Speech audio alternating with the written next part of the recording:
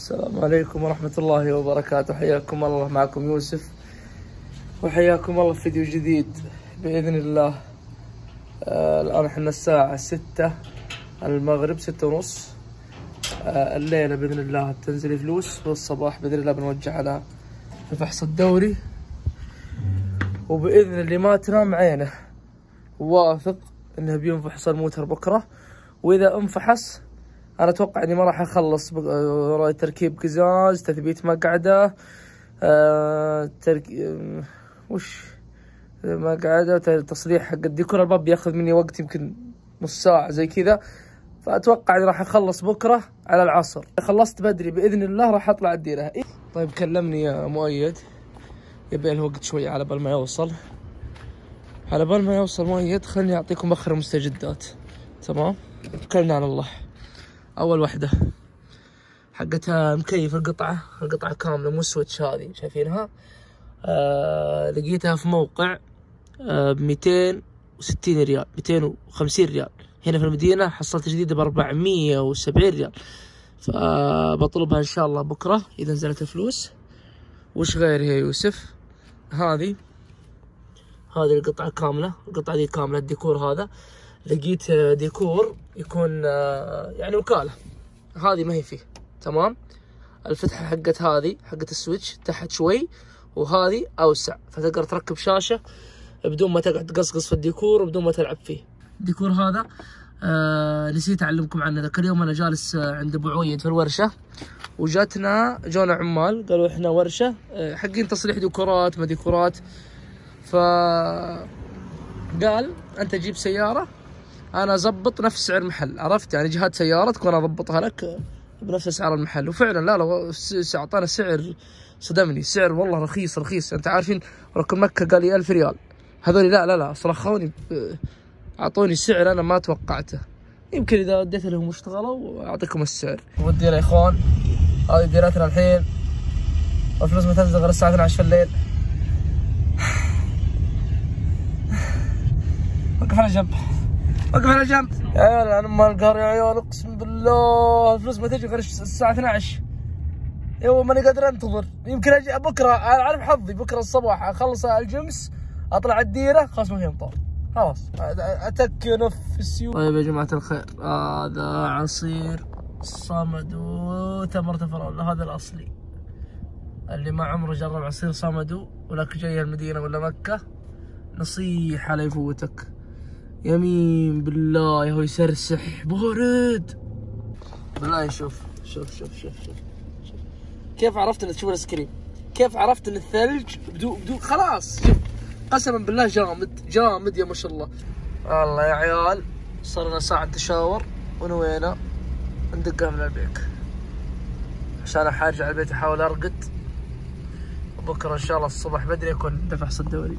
كنت بنام من اول عشان اصحى الصباح اروح البحث الدوري، بس دقوا علي عيال الحين يقولون نبغى نلعب بلوت، جايينك. قلت يا عيال برقد، قالوا يلا احنا عند الباب. ناس ما تحترم ولا تحشم. ارحبوا، صبحكم الله بالخير يا جماعة الخير. اليوم هو اليوم المنتظر باذن الله. هذا انا بمر الحين بدق الجمس بتفليله لاسبوعين الظاهر ما عبيته، بشوف كم اكل وبنوجه للفحص. المشكلة كمان اني توي صاحي، والله ما ادري اشتري معصوب ولا اخليه بعدين. ها يا ولد اشتر معصوب تبدا به يومك، ما ادري خلينا نشوف. ادقها بتفريله بشوف كم ياخذ. يا عيال العداد يلخم قسما بالله. الان قاعد اعبي، شوفوا كيف يرتفع. ما ادري هل هو شغال بس انه يلعب، لأن شوفوا كان توه على الصفر مرة. يا عيال هذا شغال، شو العلم يا ولد، والله شغال. شوف قاعد يزيد. اوكي يا جماعة الخير، التفليلة كلفتني 91 ريال. تمام، كأني بديت افهم الهرجة.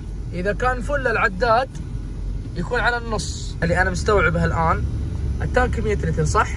فإذا جاء على النص يعني فل، إذا جاء على الصفر يعني نص التانكي راح. بس حلو يا ولد، يعني الأيام هذه كلها أسبوعين شوي تقريبا الإطار نص التانكي، مرة حلو. حول ولا قوة إلا بالله. حياكم الله يا جماعة الخير. وهذه ورش الفحص، وهذه سلمكم الله الورشة اللي دائما أصلح عندها، متعاقدة معاهم مرة. حياكم الله يا جماعة الخير. اتفقت معه يصلح كل شيء فيها ب250 ريال، تمام، ما عدا مكيف. مقاعد، فضاوة الطارة، اللهم صل عليك يا رسول الله، الأنوار الخلفية، وش بعد يا يوسف؟ والله نسيتها. أما القزاز في محل هنا، بروح أشوف كم يكلفني قزاز، والله يسر لي فيها الخير. الحين أول شيء بس بمر محل القزاز، بعدها بمر الخلودة بدق لي منه بيض كبدة جبن ولا بيض جبن طير الجوع. محل القزاز قال لي 320 القزاز. خلوني الحين افطر بعدين عاد اتفاهم معهم. طلبت لي سندوتش الحين، بس بروح البقالة اول شيء اشتري لي عصيرات، لان البوفية هذيك عصيراتهم حارة. هذا هم شكلهم، ها بيقومون الحين توهم خلصوا فطور. بتكي في جمسة بفطر، ولا بتكي هنا على الصيف بدقها فطور على بال ما يبدون الحين يقعدون يفحصون فيه. طيب يا جماعة الخير، الموضوع شكله بيطول، لأن بيفكون الديكور حق الباب وبيقعد يفكفك في المقعدة وكذا. فبشوف حق القزاز كم ياخذ مني آخر شيء، وبقول له يا ولد تعال ركب لي القزاز في الورشة، إن شاء الله إنه يوافق. طيب يا جماعة الخير، هذا هم يشتغلون، هذا في المقعدة وهذا يشتغل في الباب. وكلمت راعي محل القزاز، اتفقت معه، يقول جاي الحين. عيال 320 ريال، والله غالية شوي، غالية شوي. برجع لهم يا جماعة الخير، بحاول أعجلهم شوي لأن والله يمشون على بيض. فكوا اللمبة، وحق القزاز قال لي بروح أجيب القزاز وأجي، يقول ربع ساعة. الآن صار تقريبا يمكن 10 دقائق. الآن حق محل القزاز ما جاء، انتظره الآن، الظهر كملت نص ساعة زي كذا. يا جماعة الخير، ذبحتني الحرارة. في ديوانية هناك شايفينها دار كيف، أبى أروح أتكي فيها، في نفس الوقت بمر محل القزاز بشقر عليه بقول له ها يا ولد خويك وينه؟ هذه اللمبتين حقتها الفرمل اليمين محروقة، شايفين كيف؟ نجيب جديدة، والله جديدة جبناها ان شاء الله انها تزبط. شيركم انه جاء، ها هذا قاعد يفك الجلد.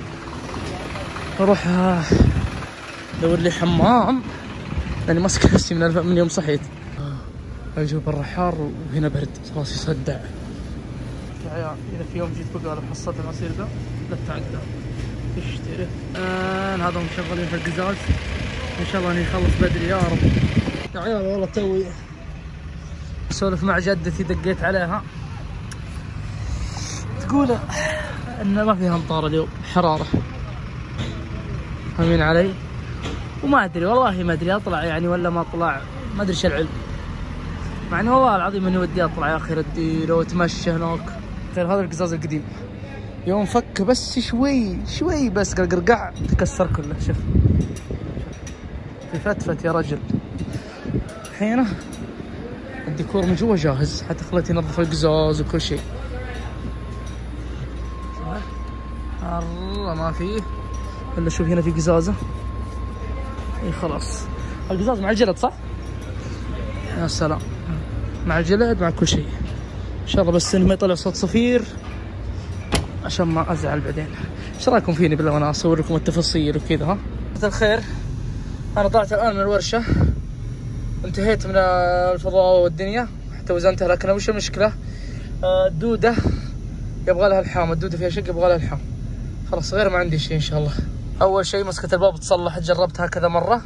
الطاره ما شاء الله صارت وزنيتها واحده، وصارت يوم الف الطاره ايش خلاص يوم تلف الطاره تلف معك على طول، ما في ذيك الفضاء اللي تذكرون قبل كم يوم يسويها كذا يمين يسار يمين يسار. الحين لا، شوف يوم تلف خلاص يبدا يلف معك على طول عادي، حتى لو خفيفه يبدا يلف على طول، مشدوده مره. والله يا جماعه الخير تم الان التفويض، جاني اللي فوضني على الفحص. ابى بس انتظر رساله الموعد الان، بوجه على العقول على طول. انا يا جماعه الخير للفحص الدوري حق العقول، والمواتر سلمكم الله اللي قدامي كم؟ 5. لا دقيقة، 1 2 3 4 5 6 مواتر قدامي.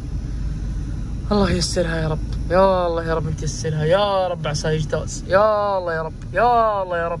هذا الفحص الدوري، يا الله يا رب، يا الله يا رب. بس تمشي على خير. الله لك الحمد يا رجال، يا الحمد لله الحمد لله. يا ولد من قوة فرحة ما ادري وين اروح، ما ادري ابدا بويش. يا الله لك الحمد، يا الله لك الحمد. يا هذا البيت ولله الحمد وصلنا. يمين بالله شعور حلو يا رجال، اقسم بالله اني فرحان مره. يا رب لك الحمد، يا رب لك الحمد. الحين يا جماعه الخير كلمت الرجال على موضوع الاستماره ولا تدرون. اصبروا خلوني اطفي، اجلس في المجلس صلي الظهر اتنفس شوي لاني مصدع مره. كويس الحين تحت المكيف مخي يبرد شوي. طيب وش بك؟ وش بك؟ اقسم بالله لا ادعسك، اقسم بالله لا ادعسك يا ورع. خوفني انا؟ هي خوفك؟ ما عندي لك خوفني. طيب الحين تبيني اسولف مع المتابعين ولا لا؟ سولف. ها؟ خلاص روح سولف. تسكت؟ خلاص روح. منين ابدا؟ الرجال صاحب الجمس كلمته الحين على موضوع الاستماره. قلت له يا ابن الحلال الفحص انتهى والاستماره انت عارف مطوفه 9 سنين، تمام؟ راح تاخذ مني وقت الاستماره ويبالك تصبر علي شوي ومن الكلام ذا. الرجال حليل ما قصر بيض على وجهه، يقول ما عندك مشكله. طيب الفيديو الجاي يا جماعه الخير واللي بعده بيكون الجدول يعني بيكون الجدول اللي كمنا، يعني صار لي سنه اتكلم عن الجدول ذا وللان ما سويته. تاخذون العلم ان شاء الله الفيديو الجاي. من ناحيه الجمس يا جماعه الخير بحاول اني زي ما تقول الان الاشياء اللي يبغى لي اصلحها فيه امور زي ما تقول قانونيه، الاستماره، التامين، النقل. يعني بتاخذ مني فلوس، يعني انت حط في بالك الاستماره هذه 1400 1500 بالراحه، تمام؟ التامين ممكن 1200، هاي 3000 ريال صارت.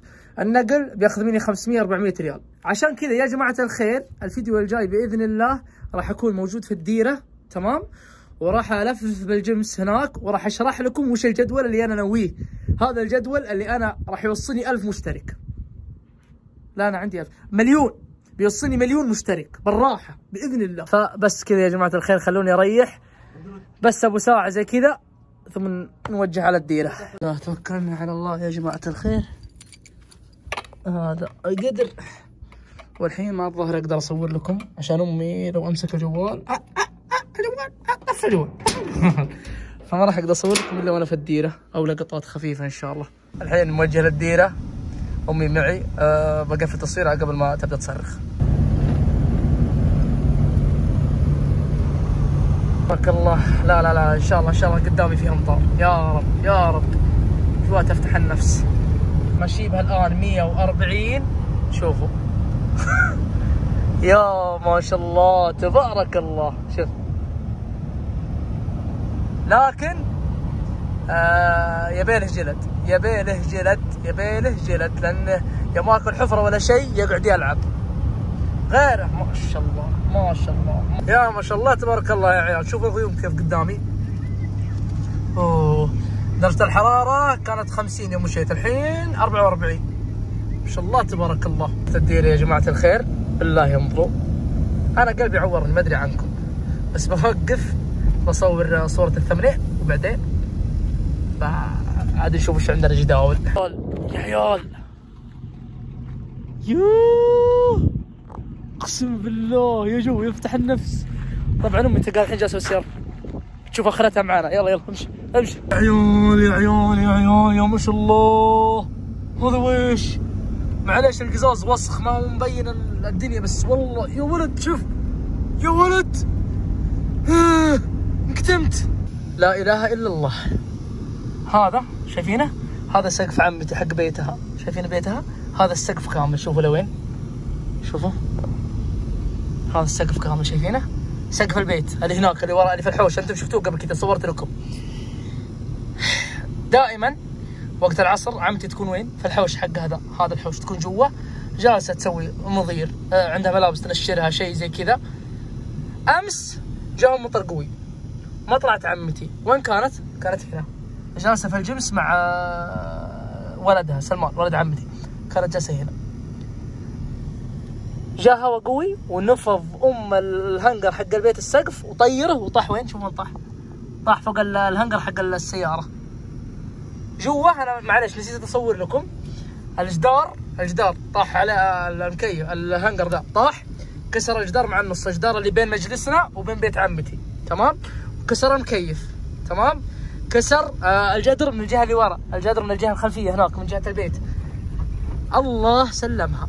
يوميا عمتي زي الوقت هذا تكون في الحوش، يا انها تخيط يا انها ما ادري ايش تسوي. انا سبحان الله، الله سلمها. بعدين اللي يخوف زياده الهنجر ترى ما ينشال بشكل بطيء، لا عرفت اللي انضغط كذا تعبى هواء ثم عرفت اللي كانه انفجر. الله سلمها، الحمد لله الحمد لله. عمتي ما شاء الله عليها. البيت مدمور، تقول ودك اذا انها جات ولا انها خفايف ولا اعتراض، ما احنا معترضين. يا اخي الايمان عندهم سبحان الله. الله يحفظها يا رب من كل مكروه يا رب. والله العظيم اني من كثر ما اني لخمت وانخرجت والله نسيت اصور، اقسم بالله. وانا المفروض اني اصور لكم البيت، اصور لكم الدنيا، كنت نسيت والله معليش. طيب كذا انا انهي الفيديو مع الاجواء الحلوه دي، شايفين كيف؟ انهي الفيديو كذا.